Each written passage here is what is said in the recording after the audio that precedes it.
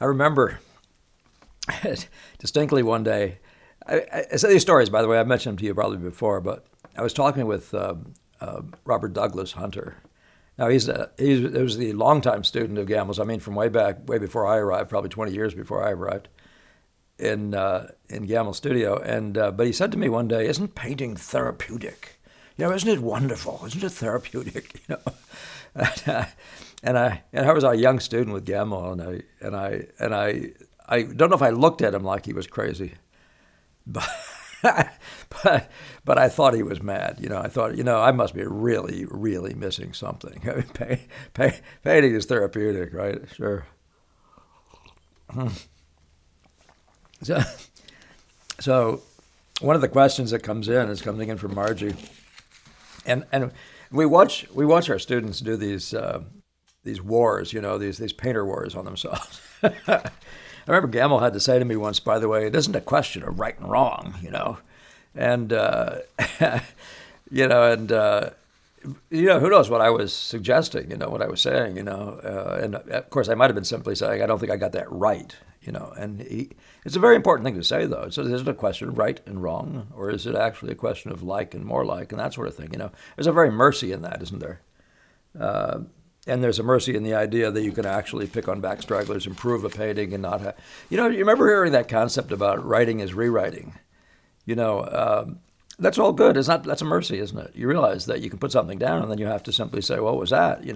Oh yeah, it should have been like this, should have been like that, and then look at it again, look at it in a big way again, and why wouldn't it be that way with us? On the other hand, listen to this question. In some ways, I have to say, it's heartbreaking, but we've all been there. It's a struggle, and it's actually, in some days, it's one that makes people like Gamble suggest that maybe somebody should just make sure the windows are locked from time to time, if you're living on the fourth floor. I just find this one poignant, admittedly poignant. So Margie says, how do you keep up your energy when painting all day? Also, how long should you paint at a given time?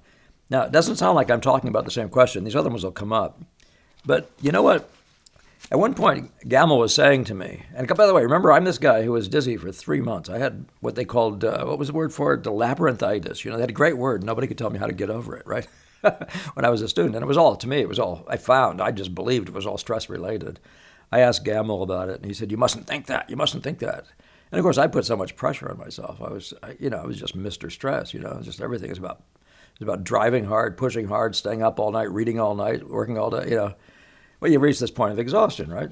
And at one point, another moment, he said, make sure during the day you put your feet up and close your eyes for maybe 10 minutes or more, And, it's that kind of wisdom, that you get from an older person who's been around doing this stuff for a while, doing it successfully. But there are keys to success, right? But Margie's first point here is how long, how long can you, her word was endurance. Now, if you're talking about endurance, you're talking about the ability to last all day, right? Well, that certainly requires that thinking like Gamble. Let's close the shades for a while. Let's close our eyes. Let's put our feet up. Let's rest our legs, and get ourselves back a little bit. Now, I've always been a great napper, and I've always been told, not always, but from some people, you get the message that should be a guilty secret. You should have a working ethic, right? You should be a work ethic. Well, these days we're reading more and more about the work ethic not being the most effective one. So they will say things like, the guy who spends the most time at the water fountain is often your most productive player in your workforce. Well, what is that about, right?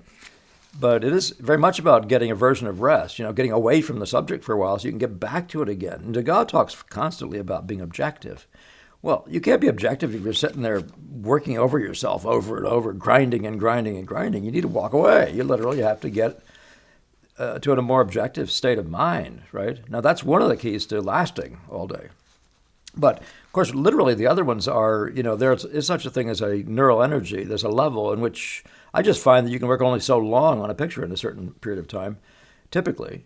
Now, if you're an impressionist, there are reasons that are physical, like the light changes, and so you really have to use a different painting. You'll notice if you're working on the east side of your north-facing windows that in the morning, that side will be the warmer or cooler, and it'll be reversed on the other side of the day. And I keep forgetting which it is. But the color schemes will actually shift with that, And I think you'd say people notice it particularly on a somewhat shadowy, like a cloudy day that's not really completely overcast. And you'll feel that heat coming off, and not heat, no, it's just warm light coming off of those clouds, and it'll come off of the clouds, inversely. It'll be shining one way through your window, and it'll hit the clouds and come back into your window, coming over the top of the sky. And it'll come into your window one way, and then when the sun's going the other way, it'll shoot back in a different way, different direction. That's the warmer side of the north light, right? And there is such a thing. Well, so how do you keep your energy when painting all day? So one of them is do take naps, actually. Take a rest, close your eyes. If you're a good napper, I always wake up brilliant, so to speak. I just feel like I'm all there again. And you just grind down, right? So that's the key thing is it's every moment of a painter's life, if you're an impressionist at least, is a thinking moment.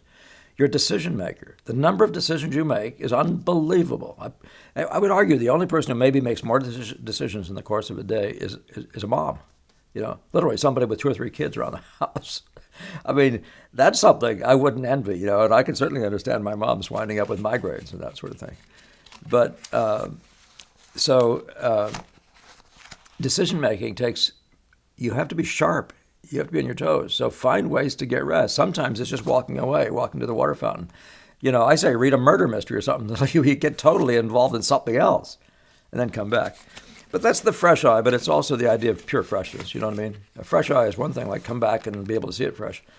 If you've been away from a painting, if you're an impressionist, you've been away from a painting for a few days, you come back and think, what the heck was I doing when I was there? And that's true freshness, right? That's real objectivity. You get far enough away so you can't remember who you were, right? You're not defending yourself. You just look at the painting for what it is. It is always good, by the way, to make sure you walk into the room as an impressionist and look at nature. Really fall back in love again. You've got to have a reason. If there's no love, then you're at war from the very beginning, and that's going to be a stinker. You don't want to be fighty. You can't fight to get a beautiful painting. You have to be in love. You have to be drawn. The energy has to come to you because of love, right? Oh, believe that, right? All right. So how long should you paint at a given time? And that's really up to individuals, and it depends more on where you are in life. But I can disappear into a painting and be gone for hours and hours and forget about food and everything, as long as the light doesn't change and things like that. But I did find that when I was a student with Gamel that somewhere around 3 hours, before I got to 3 hours, I would find all of a sudden I was wrecking the painting. And I didn't see it coming. And after I saw it, when I started being objective to my behaviors, you have to learn to watch yourself, to become aware of yourself. But when you begin to be aware of your behaviors, you realize that, why is this? Now that's 3 days in a row. I was doing well, I thought. How is it I come back in? I realized that things are worse than when I started, right, in some significant ways. Now, there are other reasons for that, and that is that you don't go in there and know exactly why you're changing something and then change it to exactly what you meant to change it to, and then stand back and review and make sure you got an improved, product element of it. Am I going too long with this? No, good. Not using pictures really helps. Doesn't mean I still will stay too short, but anyway, let's go on to other stuff. Let's just get you started on that question.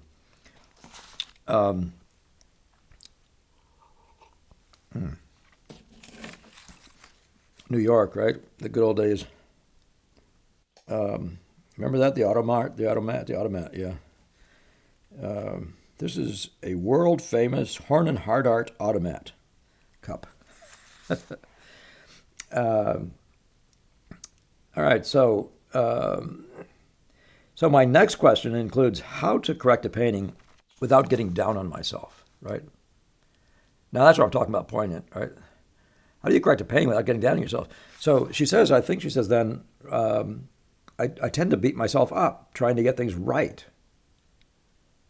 And what is that though? Yeah, so you put something down, and if you don't do good relational work, you're going to put something down and it's going to be wrong. That's say, you're not going to be sure if it's right or wrong. And some days you have better odds than the other days of getting it sort of right? Whatever right means, right? We say, actually in our world, we say like, hey, Hillary out there, if you ever see these things, I really did like that. You invented the idea of the likeness monster. I think that was brilliant, yeah. If it was, I assume that was your invention. It was really delightful. Hillary was a fellow student of mine with Gamel for a while, and who I met in the Art Students League. So anyway, so I tend to beat myself up trying to get things right. So there's this thing about getting down on yourself. So if you get it wrong, now you're a baddie, right? I had a second conversation this week with someone else who was saying that there's this thing about, you're afraid that you might be wrong. Well, actually, it's a question, but it's not. There's a beautiful way out of that, and that is, first of all, I talked to you about, and go back to the video about the cognitive, right? The cognitive science. That's the science of knowing, right? How can you get to being certain about something, right? So you can put down a note, but then if you don't compare it to other notes and get it right to these other notes, then you may have a problem the next day. Sight size is merciless, right? You can do something and think it's right, and the fifth day you'll come in and change it a fifth time to something else, and you'll still think you're right, but it'll be different every single time you come in. But if you're doing relational, all you do is you get the set of the relationships of that thing. Say it's a value. You just get it right to the other values, and it can't be wrong, right? And then you see what it is as a context to the whole and the big world, and it can never be wrong, right? So sight size, as much as it's one piece of information, this looks like that, it isn't actually, it's so impossible to paint the sun with the yolk of an egg. So it actually isn't a framework that you want to use. You can't even paint a light that's turned toward the windows as bright as it is, because you can't match it because it's brighter than your canvas even. It's brighter than the white you're working with. You cannot match it. But you can get the value relationships between the lightest light you can make and then your dark is dark, and then all those things, right? And you can find the relationship. Well, if you get that, so if you can win, right? In other words, you can say, this set looks right. And by the way, if it doesn't, you say, should it be darker, lighter? Should it be, et cetera, and you go through the process. But being systematic is the key to this thing. So you see relationally, and then you systematically go through it and say, should it be more? This note you're trying to hit, you see there's something wrong with this note. You say, should it be more? Say it's color. You say, should it be more red, more yellow, or more blue? Now, if you're a good impressionist, you really want to do red, yellow, and blue, because you want to know, to be able to hit the note, you have to go through red, yellow, and blue, right? I don't care what color you're trying to hit, it's going to be bluer or yellower. Your first try is a pig and a poke, right? And so when you're getting relational, then you'll see that, oh yeah, in relation to this, it clearly is more yellow. In relation to that, I see some more blue. And then when I see the thing as a set, all of a sudden they're all starting to work together, right? So instead of picking on yourself, how about you just become more systematic and more comparative, right? And you will win at the end of every single day. Now, if you don't have an idea, you won't necessarily win, right? You have to have an idea. You see these sets of relationships, you see what they're up to, and you say, oh, I think I see that, right? And then you immediately proceed to do this correcting process. And then you go back again. This is a key thing. Go back and be objective. Stand back there and say, did I correct? Let me review that again. I see the set of the three. I see what it's doing. Did I get that, right? And then you go away with a very positive thing. And I say this one thing, and Margie actually has heard it from me before, and that is, I have to get rewards every 20 minutes in painting. How do you get rewards? Well, the way you get rewards is by doing something just like that. You improve the set of the relationships, and you can objectively say, yes, that's better than it was a minute ago. You can say that about your set of relationships. And that's a big thing, to get frequent rewards. That really refreshes you, right? It keeps you going. So I don't get tired anymore mentally in those sorts of ways. I get tired physically because I'm not as young as I was, right? So when I go to sit down, it's really mostly to rest bones, that sort of thing. Or my back hurts or whatever, as we stand and paint. Let's see if there's other questions here. So you talked about staying positive, constantly getting rewarded. That's the one. But staying positive. So if you have an idea, if you're in love, that's the biggest thing you can do. Make sure you know what it is you love. Even about these three notes, look at it until you like something about it, right? And then go to your canvas and get that thing you like about it by adjusting these notes until they're right to each other. Or shapes or placements or all those things. So, Margie, I know you've heard all this from me before. I say this, and thank you for suggesting I share it with everybody. But also, I like the idea that you sort of have it in a place like this where you can say, let me go listen to that again. What am I overlooking? You know what I mean? What is it I don't do? Now, I'm sure I haven't sort of perfectly answered all the questions related to this that comes up in this stuff. I suggest there are a number of sort of, quote, self-help books, and one of them that I rather enjoyed that came out but not so long ago was The War of Art. It doesn't hurt at all to actually go ahead and read those things.